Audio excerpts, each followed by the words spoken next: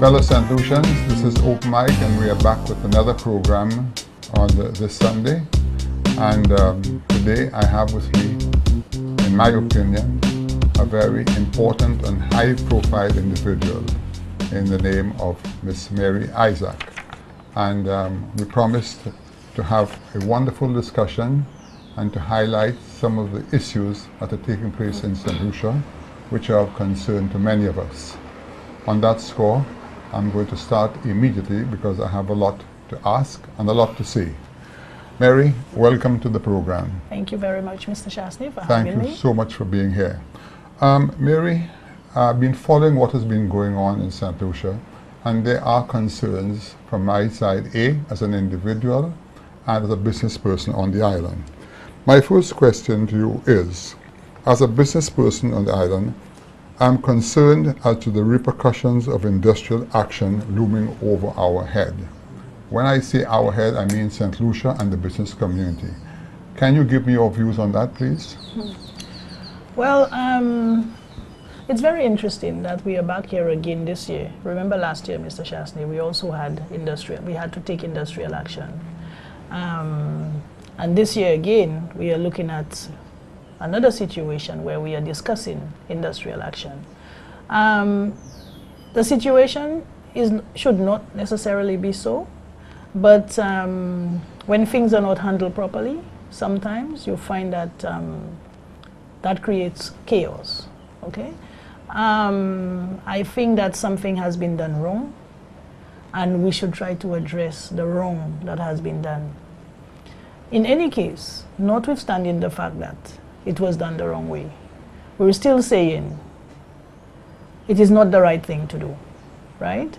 A 5% wage cut is going to continue to shrink the economy. The economy is already in trouble. From the introduction of VAT, we have seen a lot of businesses closing down. VAT was introduced at too high a level. And I still think that should be addressed because we are still having most of the problems that we are having in spite of the introduction of VAT. So it seems as though the government is they keep compounding the problems year after year. And if we do not take a stand, if we do not take a position, things will just continue to erode in a worse way, right? So it is not a matter of industrial action looming over us. I think what is more important is for us to see how best we can address the issues that is causing the industrial action to take place. So I think that is where we ought to be going. But tell me something, Mary. I've heard that story before, and the time is drawing near because the Prime Minister has indicated that he expects to wrap up everything in 14 days. That, to me, sends a strong signal that some sort of controversy is about to take place. And if that happens, the business community will be terribly affected. What is it can be done immediately from your side of things? What is it? I've heard the discussion over and over concerning the number of consultants within the civil service, the foreign embassies, which are sucking a lot of money, and apparently we're not getting the right returns on it. As a business person, if I was running a business and the business wasn't doing well, the areas that were non-productive would have to disappear, okay? That's right. I've heard it not only through the CSA, but I've heard it outside. It is being discussed in all water holes in St. Lucia. And I just wonder what can be done to penetrate these thoughts to the powers that be, that something should and can be done promptly. We cannot run away from our problems. We have to face our problems. That's right. Well, again, we go back to industrial action. That is one thing that gets to them very, very, very, very effectively. It seems all we know is what slavery left for us. Force, brute force. Like I said, it's not necessary, but we cause it to happen. You understand? The consulates, we have seen Grenada. Grenada took action, decisive action, and they have saved some money there, and they'll continue to save. There is no need to have all these consulates all over the place when we are in a situation where we are desperate, right? At a time when everything is flourishing, you have money, you can, you know, there can be a certain amount of largesse. That's right. Yes. But when you are looking at, you know, saving, cutting down on waste, like you said, you look at your first of all, you look at the unproductive areas.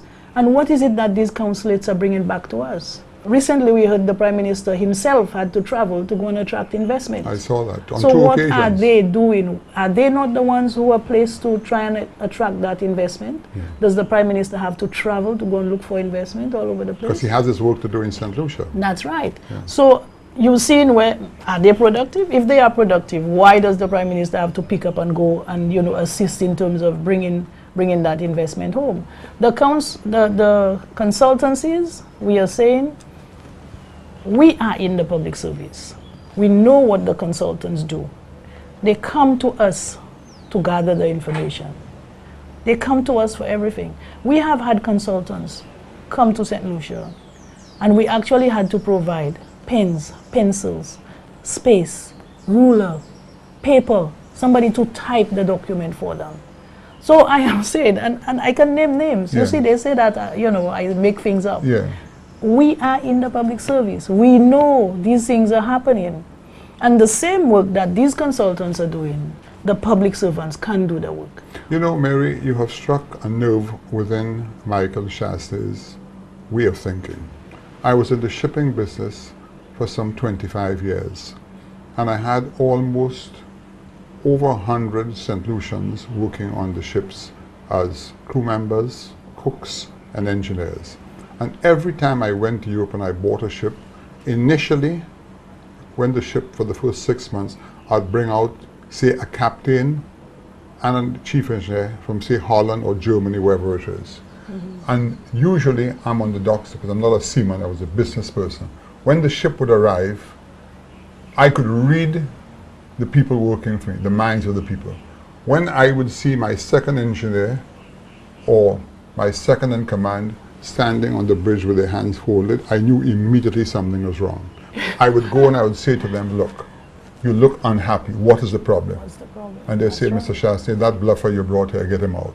That's right. Now, you see, what you're telling me today, and I've listened to a couple of things that you've said, you indicated something, that when a person joins the civil service, their hope one day is to become a postmaster or to become a PS. Yeah. But when you parachute people above, it suffocates the top. Oh, yeah. You know, my father worked in the government all his life. My father started in the customs and worked in the different sub-collector's office. Eventually, all his life, he reached the top by being collector of customs and harbour master, and he stayed there. Now, if that was now, he probably wouldn't reach there at all. That's right. So I understand what you're saying. And what we have to understand, that we are all human beings. We can make mistakes, but we need to adjust the errors that we make, because we are a small nation, and every day we're putting out thousands of children from school children. Oh, yes. These people are becoming educated. They got some very bright St. Lucians, and there's a level of frustration, you know, and to me, that they should start to deal with those issues, because at the end of the day, what happens is that the private sector is already carrying the load. We're the one paying the taxes. As far as I'm concerned, government needs to set an environment for people to work, not to get involved in business, because that's not their role. We have to facilitate We the have to private facilitate. sector. You know? Now, by the same token, we have to look at both sides of the story. It has also been said that the public sector, there are many inefficiencies in the public sector, where people claim that they want to get certain things done, it takes too long, and so forth, and there's a lot of wasting of time. Can you clarify that? Well, I will not deny that there is a lot of wastage in the public sector, and things take a lot of time. There's a lot of bureaucracy, and now more than ever, there is more bureaucracy, because a lot of the things that were decentralized now have become centralized, where even to get permission to be out of state, there's so much redundancy, there's so much duplication. That's a level of the control. Consultants are a lot of duplication, right? Going on in the public service. For instance, you're supposed to travel and represent government at some meeting somewhere, right? Government approved that traveling for you to go. In most cases, government is actually paying the ticket, airfare, everything else. But then you find that somebody has to go and apply again to cabinet to be out of state on the same government business. Yeah. You see, you know, you do not need to do that. It's too repetitive. Too much so, and then it's time consuming, it's tedious, it takes away time from a worker who could be doing something else, who now has to put this little piece of paper through, and some office assistant who has to carry it. So there's a lot of, and something so simple. A permanent secretary can just that because already the traveling has been approved. Got you. You know, so you have, and then they come and say, you are not productive. The public sector is not productive. But who is causing it to be unproductive?